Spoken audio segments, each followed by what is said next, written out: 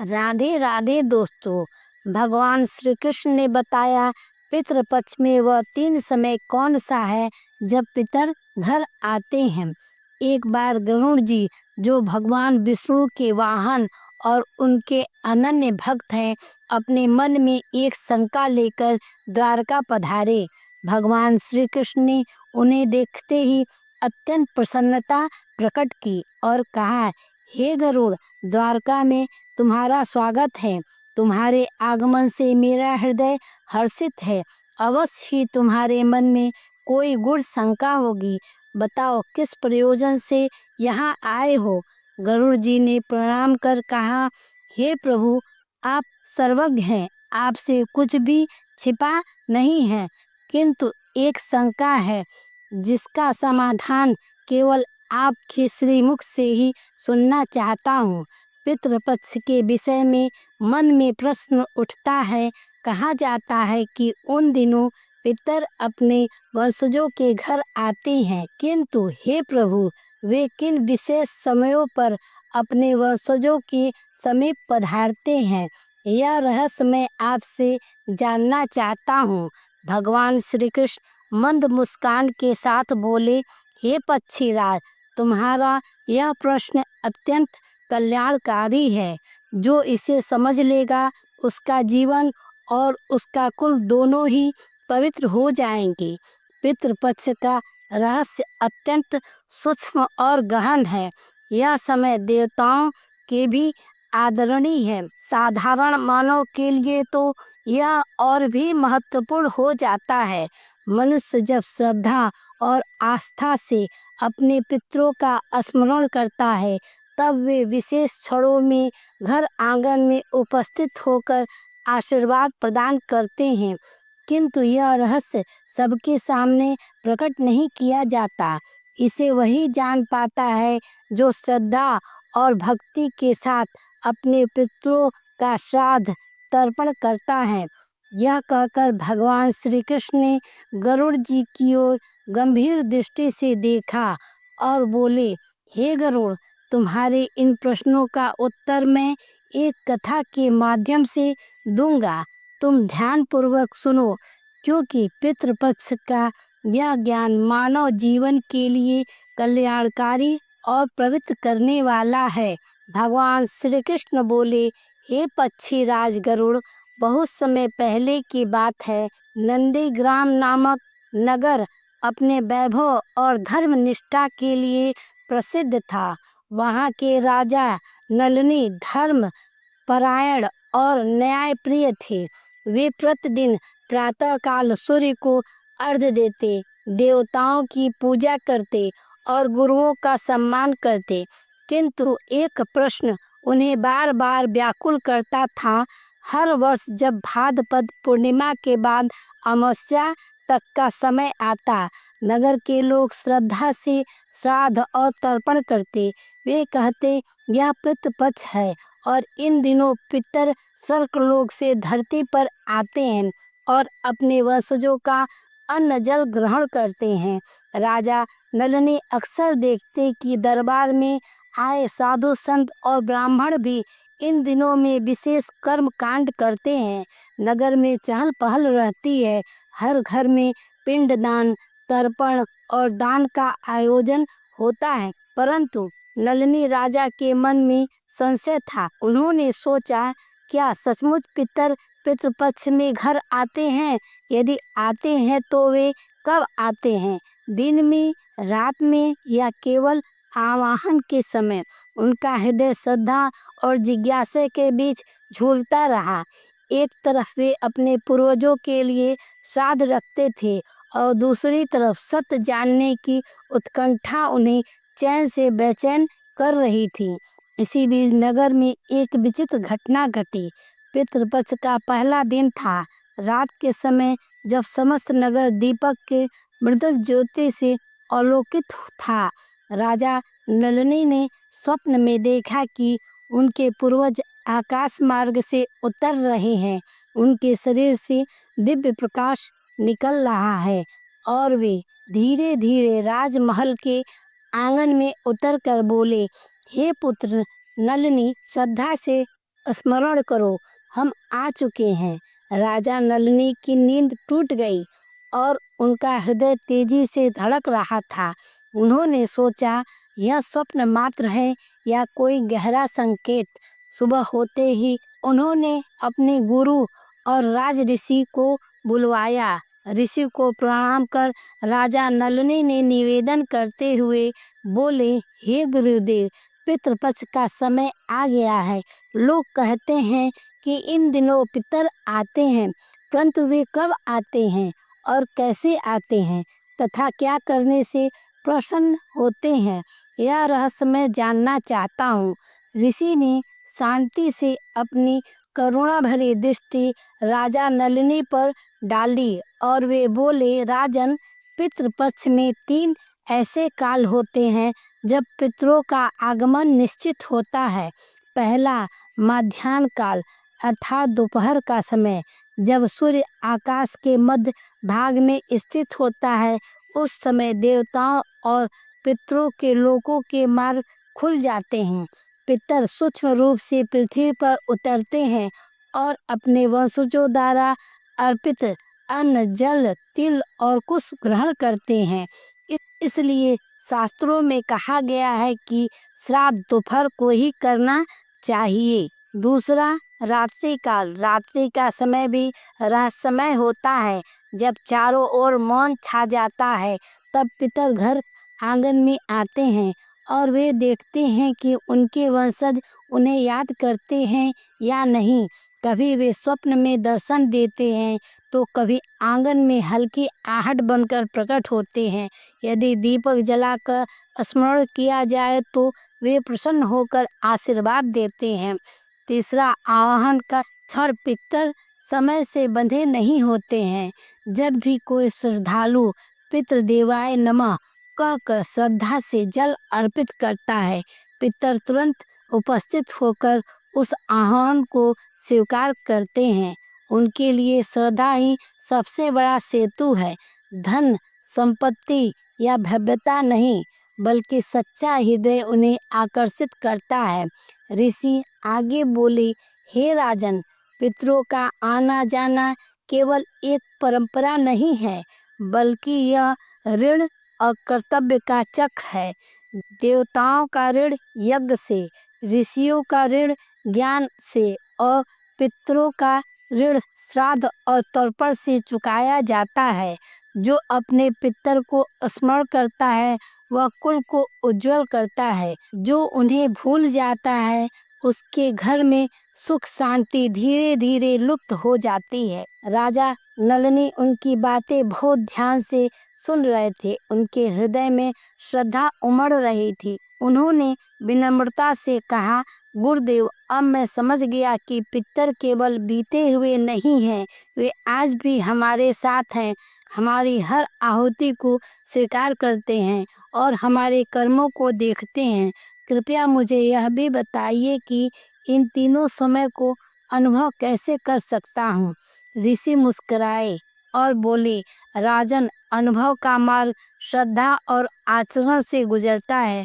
तुम्हें दोपहर को विधि पूर्वक श्राद्ध करना होगा, रात को दीपक जलाकर पितरों का स्मरण करना होगा और श्रद्धा से आवाहन करना होगा। तुम स्वयं देखोगे कि पितर तुम्हें कैसे आशीर्वाद देने आते हैं। राजा नलिनी की आंखें चमक उठी। उन्होंने प्रणाम कर संकल्प लिया कि अब मैं केवल प्रश्न नहीं करूंगा, बल्कि स्वयं अनुभव करूंगा। पितृपक्ष का दूसरा दिन था। सूरज की किरणें धीरे धीरे आकाश के मध्य भाग में पहुंचने लगी थी। राजमहल के पड़ांग में एक पवित्र वेदी सजाई गई। वेदी पर कुश की आसन बिछाई गई। तिल, जल, दूध, मधु और पकवानों से युक्त थाल रखे गए। पास ही में एक सुवासित दीपक प्रज्वलित था।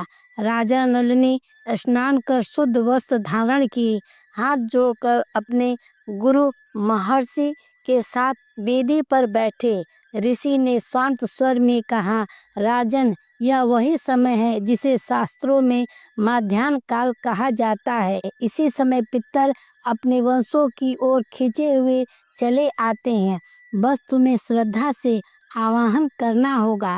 राजा नलिनी ने गंभीर भाव से तिल और कुश हाथ में लेकर मंत्रों का उच्चारण किया। ओम पितृदेवाय नमः, ओम पितृदेवाय नमः। जैसे ही यह उच्चारण हुआ, वातावरण में एक अद्भुत परिवर्तन होने लगा। हल्की सी शीतल हवा बहने लगी। दीपक की लौ बिना हवा के स्वयं डोल उठी और पक्षियों का कलवल एक क्षण के लिए मौन हो गया। राजा नलिनी ने अपने हृदय में एक विचित्र कंपन अनुभव किया। ऐसा प्रतीत हुआ मानो अदृश्य लोक से कोई शक्ति उनके समीप उतर रही है। उन्होंने अपने सामने रखे अन्न और जल को वेदी पर अर्पित किया। तर्पण करते समय उनकी आंखों से अश्रु बह निकले। उन्होंने भावपूर्ण स्वर में कहा, पितरो, मैं नलिनी आज आपकी संतति होकर आपको स्मरण करता हूँ। कृपया इस अन्न और जल को स्वीकार करें। हमें आशीर्वाद दे कि हम धर्म मार्ग पर चले। तभी महर्षि ने कहा, राजन, पितरों की उपस्थिति को आंखों से देखना कठिन है, परंतु उनकी अनुभूति को हृदय में महसूस किया जा सकता है। देखो, तुम्हारा शरीर रोमांचित हो रहा है, तुम्हारी आंखों से आंसू स्वतः बह रहे हैं। यही संकेत है कि पितर आ चुके हैं और तुम्हारी अर्पित वस्तुएं स्वीकार कर रहे हैं। राजा नलिनी ने नेत्र बंद कर ध्यान किया। उन्हें ऐसा लगा कि उनके चारों ओर उनके पितामह पितामह और कुलगुरु खड़े होकर कह रहे हो, पुत्र नलिनी, हमें तृप्ति मिली है। तुम्हारी श्रद्धा अमृत के समान है। यह अर्पण हमें स्वर्ग लोक तक पहुंचता है। राजा की आंखें भर आई। उन्होंने गुरु को प्रणाम करते हुए कहा, गुरुदेव, अब मुझे कोई संदेह नहीं रहा। सचमुच दोपहर का समय पितरों के आगमन का पावन समय है। मैंने उनकी उपस्थिति को अनुभव किया है। महर्षि मुस्कुराए और बोले, याद रखो राजन, यह अनुभव तुम्हारा ही नहीं, हर उस श्रद्धालु का होता है जो सच्चे भाव से मध्याह्न काल में श्राद्ध करता है।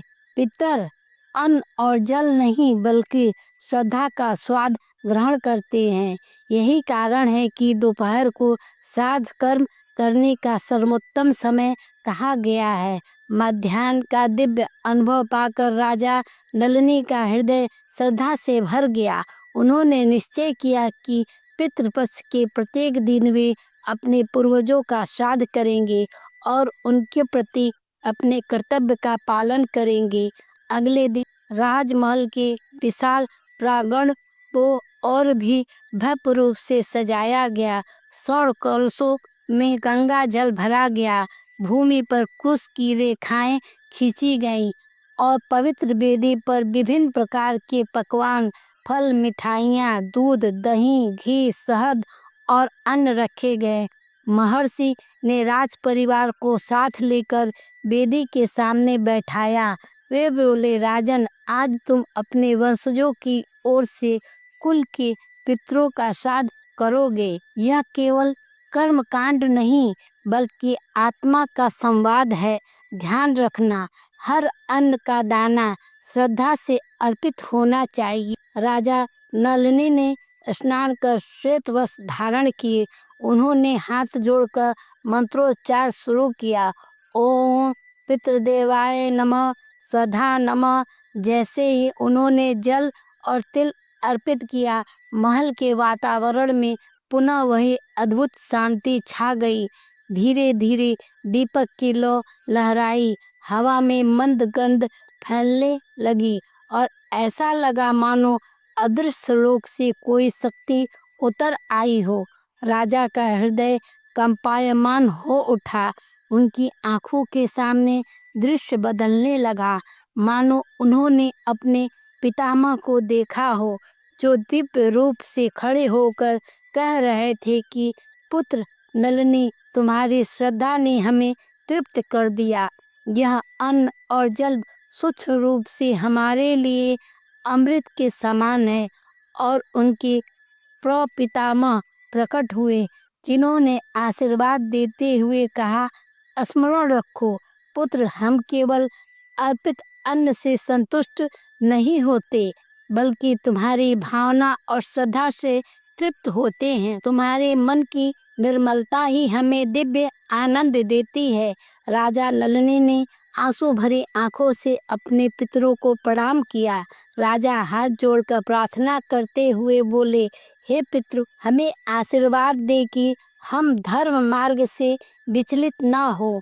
मेरे राज्य में सुख शांति बनी रहे और मेरी प्रजा सदैव सुख समृद्धि का वैभव प्रदान करे। अचानक राजा ने अनुभव किया कि उनके चारों ओर एक अदृश्य प्रकाश फैल रहा है। वह प्रकाश उनके शरीर और मन दोनों को स्निग्ध कर रहा था। महर्षि ने शांत स्वर में कहा, राजन, तुम्हें जो प्रकाश दिखाई दे रहा है वही पितरों का आशीर्वाद है। जब वे प्रसन्न होते हैं तो वंश में दीर्घायु, आरोग्य, समृद्धि प्रदान करते हैं। यही कारण है पितृपक्ष को आशीर्वाद का पर्व कहा गया है। श्राद्ध के अंत में राजा ने ब्राह्मणों को अन्न, वस्त्र और दक्षिणा देकर विदा किया। राजमहल का वातावरण दिव्यता से भर उठा। राजा नलिनी ने पितृपक्ष के दिनों में मध्याह्नकालीन श्राद्ध का प्रत्यक्ष अनुभव कर लिया था। उनका मन अब शांत था, परंतु जिज्ञासा अभी भी शेष थी। उन्होंने सोचा, गुरुदेव ने कहा था कि पितर रात्रि में भी आते हैं। दिन के उजाले में तो मैंने उनकी उपस्थिति महसूस कर ली, किंतु अंधकार के रहस्य में समय का क्या रहस्य है। उस रात चंद्रमा की रजत ज्योति महल के प्रांगण में बिखरी हुई थी। आकाश में तारे झिलमिला रहे थे और चारों ओर गहन निस्तब्धता थी। राजमहल में सब सो चुके थे, केवल राजा नलिनी ही अपने मन की बेचैनी लेकर जाग रहे थे। वे आंगन में आए और दीपक जलाकर बैठ गए। दीपक की लौ स्थिर थी, मानो किसी रहस्य को उजागर करने को तैयार हो।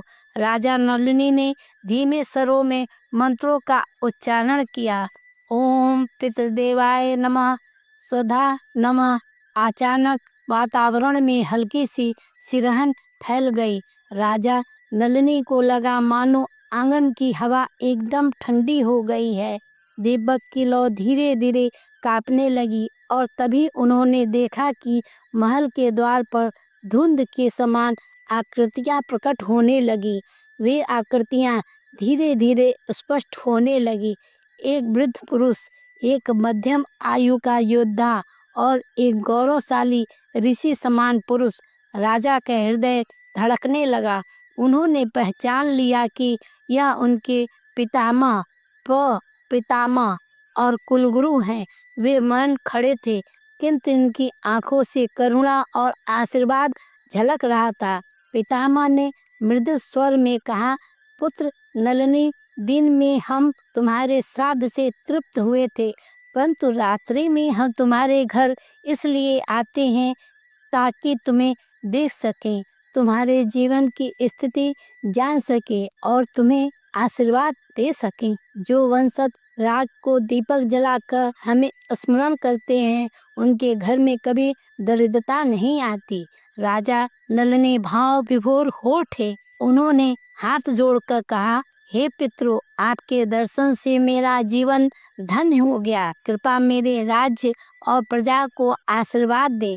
तभी पितामह बोले, स्मरण रखो पुत्र, रात्रि का यह समय केवल भय का नहीं बल्कि संवाद का है। हम सपनों और संकेतों के माध्यम से वंशों को दिशा देते हैं। यदि वंशज हमें भूल जाएं तो हम केवल मौन बनकर देख सकते हैं, आशीर्वाद नहीं दे सकते। उनके शब्द राजा के हृदय में गहरे उतर गए। राजा ने अनुभव किया कि पितर केवल भोजन और तर्पण से ही नहीं बल्कि स्मरण और समाज से भी संतुष्ट होते हैं। कुछ ही क्षण बाद वे दिव्य आकृतियां धीरे धीरे धुंध में विलीन होने लगी।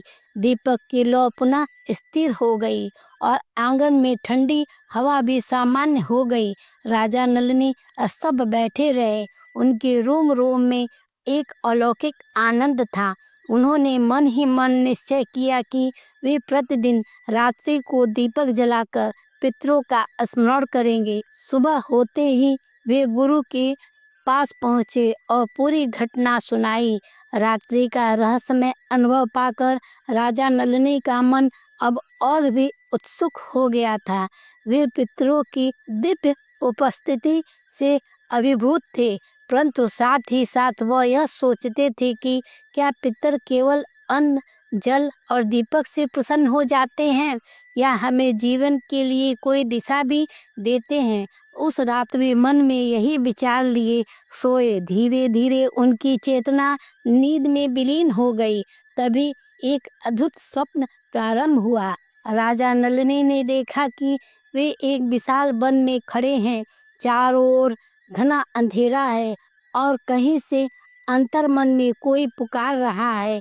वे धीरे धीरे उस दिशा में आगे बढ़े। अचानक आकाश से एक प्रकाश पुंज उतरा और उसमें से 3 दिव्य पुरुष प्रकट हुए।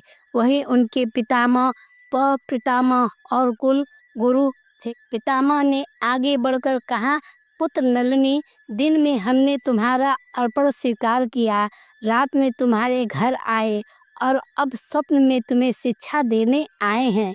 स्मरण रखो, अन्न जल से हमें तृप्ति मिलती है, परंतु हमें सबसे अधिक तृप्ति तब मिलती है जब हमारी संतति धर्म पालन करती है। यदि वंशज अधर्म में पड़ जाए तो श्राद्ध का अन्न भी हमें अमृत नहीं लगता। फिर कुलगुरु ने गंभीर स्वर में कहा, राजन, तुम्हारा वंश तभी दीर्घ काल तक समृद्ध रहेगा जब तुम 3 नियमों का पालन करोगे। पहला, सत्य बोलना, दूसरा, धर्म की रक्षा कर और तीसरा, प्रजा की हित में कार्य करना। यही वे आहुतियां हैं जो हमें सर्वलोक में बल देती हैं। राजा नलिनी ने देखा कि उनके सामने आकाश में एक पुल प्रकट हुआ जो धरती से स्वर्गलोक तक जाता था। उस पुल पर अनेक आत्माएं चल रही थी, कुछ प्रसन्न, कुछ दुखी। पितामह ने समझाया, देखो पुत्र, जो वंशज श्रद्धा से श्राद्ध करते हैं उनके पुत्र इस पुल को सरलता से पार कर जाते हैं और उन्हें स्वर्गलोक में उच्च स्थान मिलता है।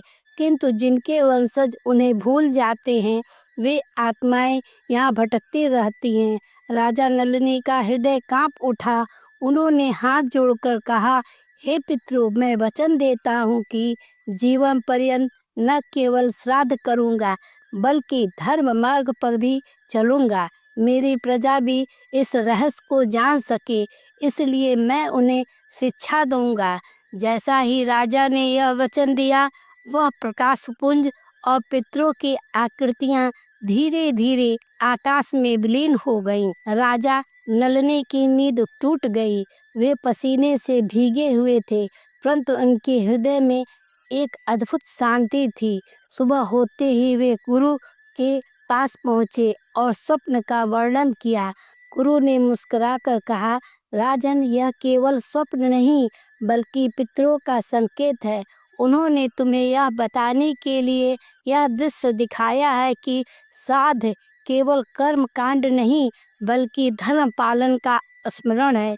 स्वप्न में पितरों का आना इस बात का प्रमाण है कि तुम्हारे श्राद्ध से प्रसन्न। एक दिन राजा नलिनी ने महल के आंगन में कुछ आसन बिछाया, जल से आर्घ्य दिया और हाथ जोड़कर बोले, हे पितृगण, यदि आप सच्चे मन से आह्वान करने पर आते हैं तो आज मुझे इसका अनुभव अवश्य दीजिए। इतना कहते ही उन्होंने 3 बार ओम पितृ देवाय नमः का उच्चारण किया। मंत्रों का उच्चारण होते ही वातावरण बदल गया। हल्की ठंडी हवा बहने लगी, दीपों की लौ स्थिर और चारों ओर अद्भुत शांति छा गई। राजा ने अनुभव किया उनके पास कोई अदृश्य शक्ति खड़ी है। फिर एक गंभीर और मधुर स्वर सुनाई दिया, पुत्र नलिनी, हम तुम्हारे आह्वान से यहाँ उपस्थित हुए हैं। श्राद्ध का नियम यही है कि श्रद्धा से पुकारो और हम तुरंत सूक्ष्म रूप में उपस्थित हो जाते हैं। राजा की आंखों से आंसू बहने लगे उन्होंने हाथ जोड़कर कहा, तो क्या हर गृहस्थ जब तर्पण करता है तब आप वास्तव में आते हैं? स्वर ने उत्तर दिया, हाँ पुत्र, चाहे छोटा अर्पण हो या बड़ा भोज, हमारी दृष्टि केवल श्राद्ध पर होती है।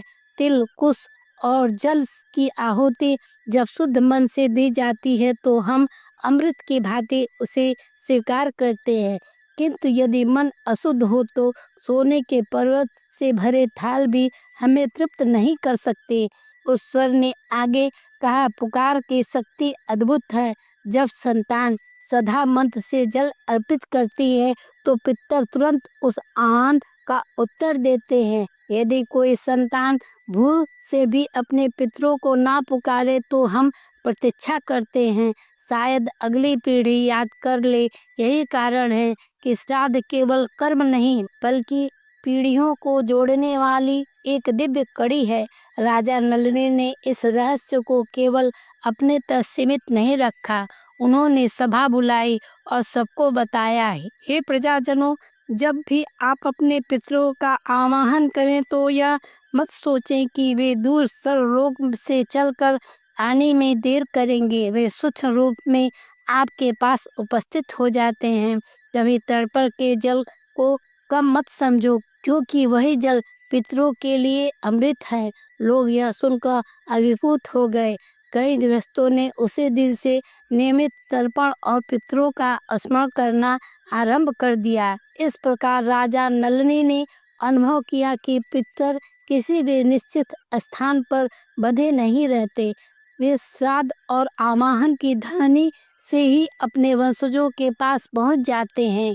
और सबसे बड़ा सत्य यह है कि पुकार श्रद्धा से होनी चाहिए, ना कि दिखावे से। राजा नलिनी ने अनुभव कर लिया था कि पितर श्रद्धा के आवाहन से तुरंत आते हैं, परंतु उसके मन में एक प्रश्न और था, क्या पितर केवल अन्न और जल ही स्वीकार करते हैं या वे अपनी संतान के जीवन में कोई मार्गदर्शन और आशीर्वाद भी देते हैं?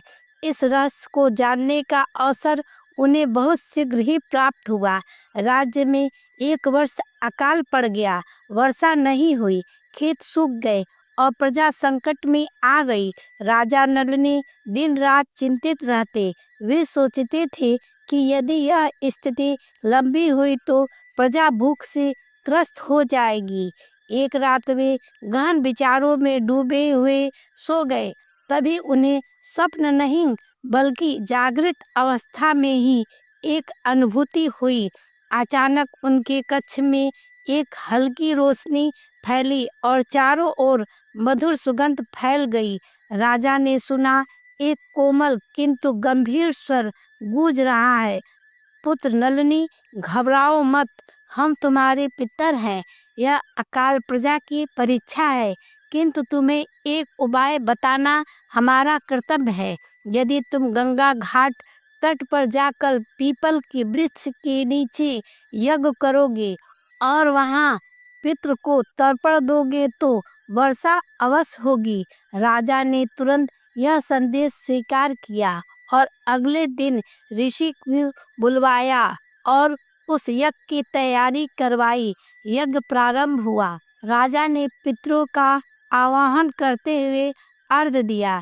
क्षण भर बाद आकाश में घने बादल घिर गए और तेज वर्षा होने लगी। सूखी हुई धरती हरियाली से भर गई और प्रजा में आनंद छा गया। लोग यह देखकर कहने लगे, हमारे राजा को स्वयं पितरों का आशीर्वाद प्राप्त हुआ है। यही कारण है कि संकट के समय भी राज्य सुरक्षित है। उस रात फिर राजा नलिनी को वही स्वर सुनाई दिया, पुत्र, यह मत समझो कि केवल तुम्हें ही आशीर्वाद मिलता है। हर संतान यदि श्रद्धा से पितरों को याद करे तो हम उसे अदृश्य रूप से मार्गदर्शन देते हैं, कभी सपनों के द्वारा, कभी अंतःकरण की प्रेरणा से और कभी किसी संत या गुरु के माध्यम से। हमारा उद्देश्य केवल इतना है कि हमारी संतान धर्म मार्ग से ना भटके और संकट से उभर सके।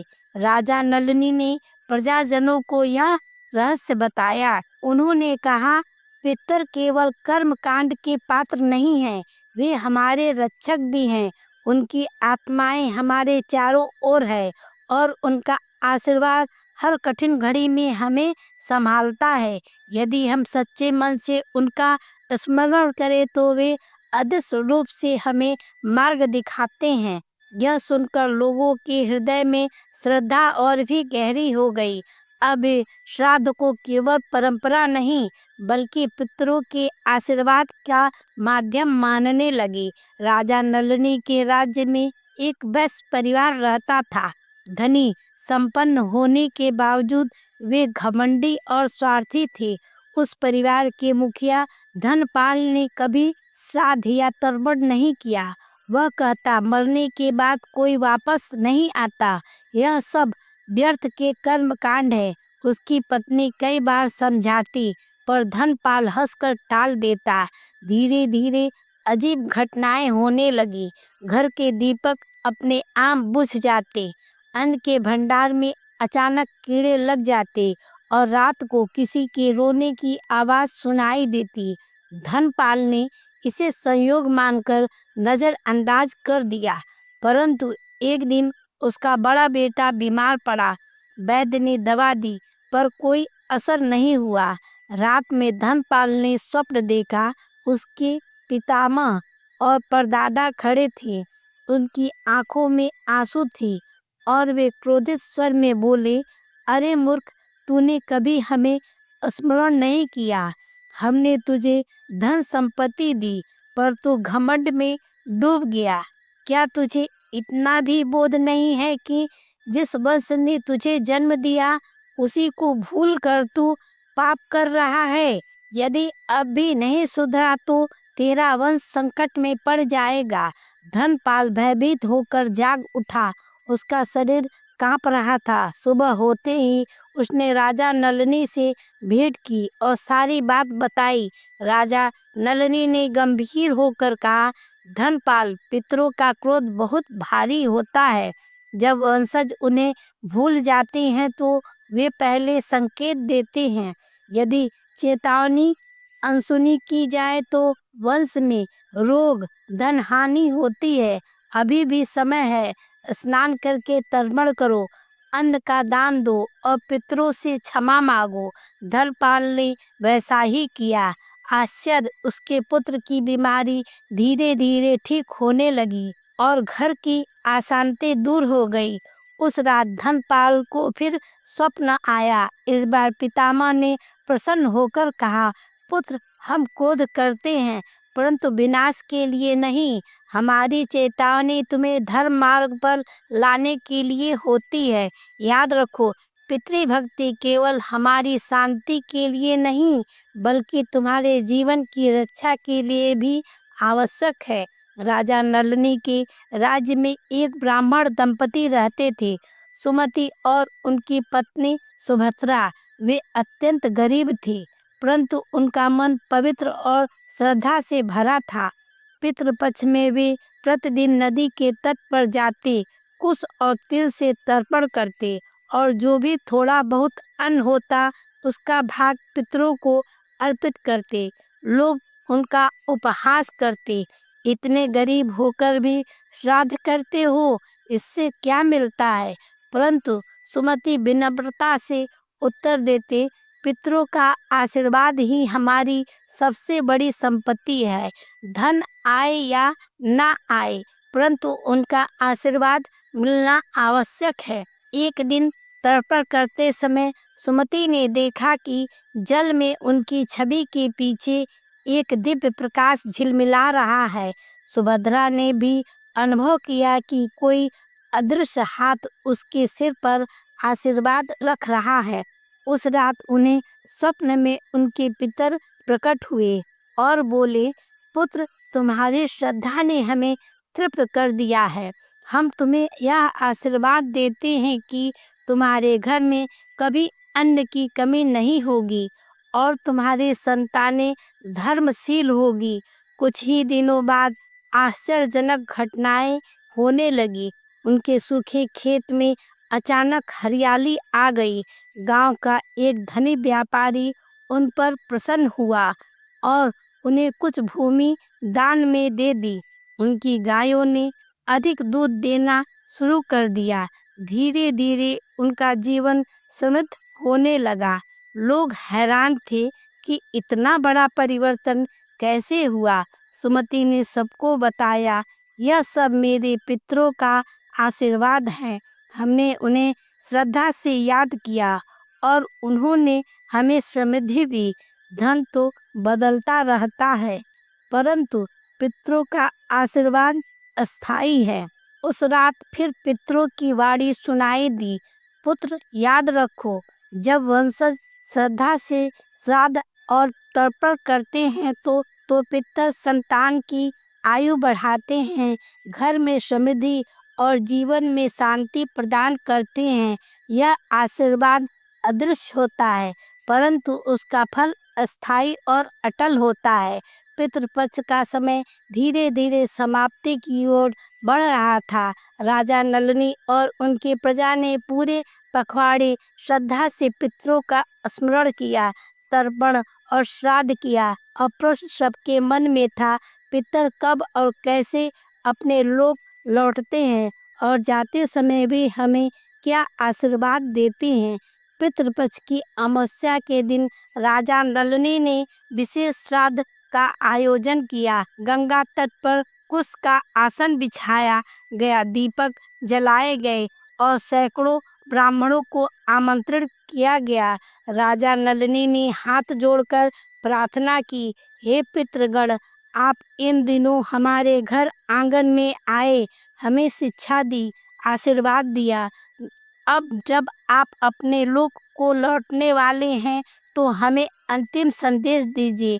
मंत्रों उच्चारण और अर्पण के बाद अचानक वातावरण बदल गया। चारों ओर दिव्य प्रकाश फैल गया और पितरों की अदृश्य उपस्थिति स्पष्ट महसूस हुई। राजा नलिनी ने, ऋषि और समस्त प्रजा ने अनुभव किया कि मानो आकाश से मधुर वाणी गूंज रही हो, पुत्रों, हम प्रसन्न हैं, तुम्हारी श्रद्धा ने हमें तृप्त किया। अब समय है कि हम अपने अपने लोक को लौट जाएं, किंतु जाते हम तुम्हें कुछ वचन देते हैं कि उस वाणी ने आगे कहा, हमारे वंश यदि धर्म मार्ग पर चलेंगे तो हम अदृश्य रूप से उनकी रक्षा करेंगे। श्राद्ध केवल पितृपक्ष में ही नहीं, वर्ष भर स्मरण करो।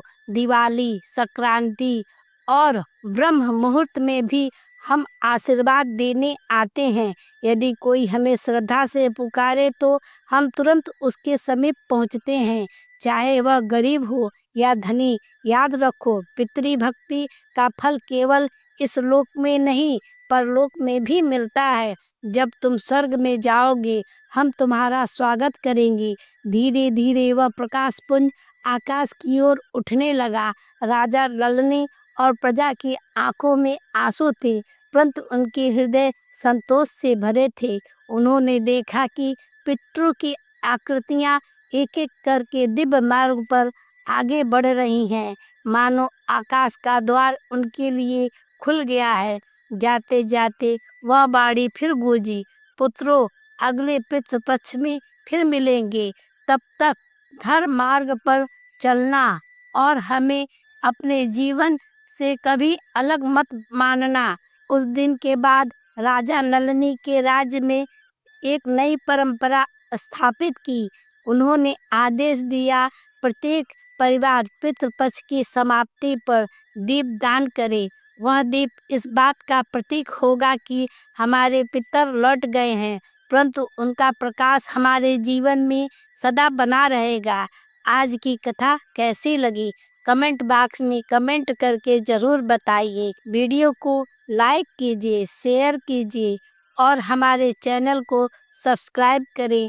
आप सभी का धन्यवाद। राधे राधे।